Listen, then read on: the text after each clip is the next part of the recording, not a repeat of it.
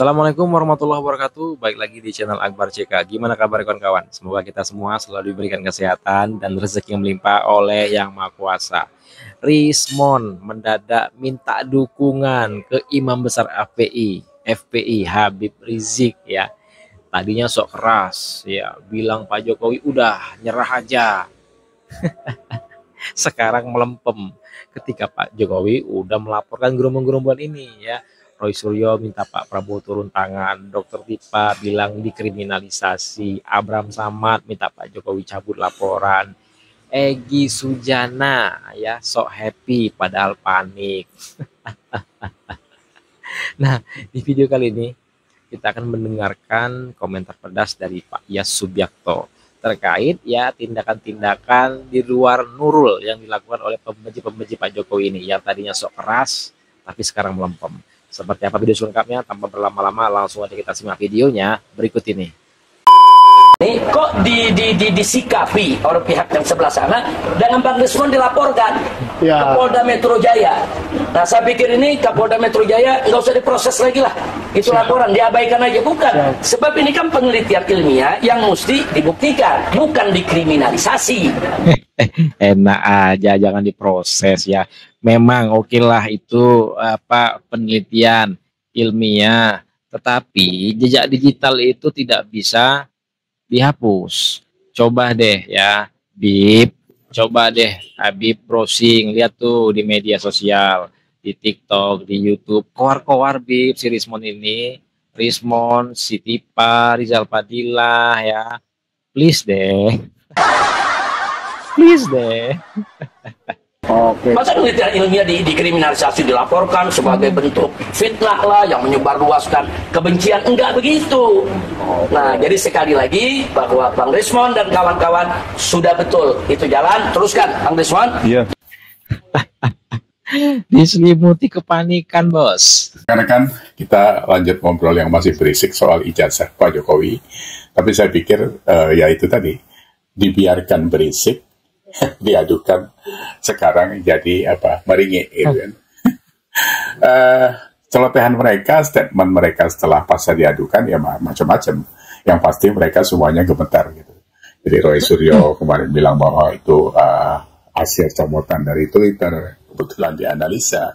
Kalau nanti itu salah ya yang salah yang upload ke Twitter, dia bilang ngeles dia sekarang kan.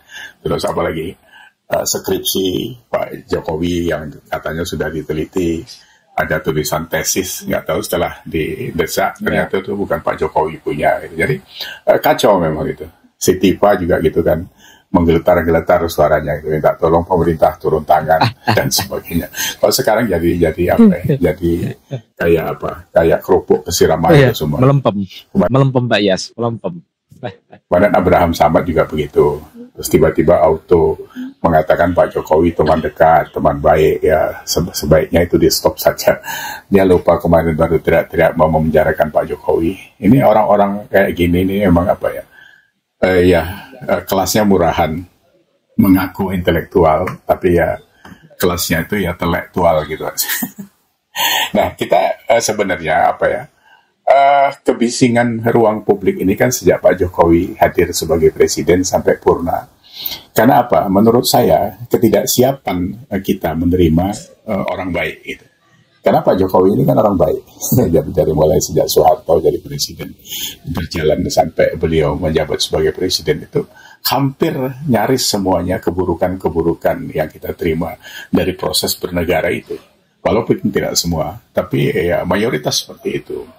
Nah, sehingga pada saat Pak Jokowi hadir dengan kebaikan itu tidak bisa diterima oleh beberapa pihak, khususnya pada pasca kekalahan partai PDIP di Pilpres 2024 kemarin.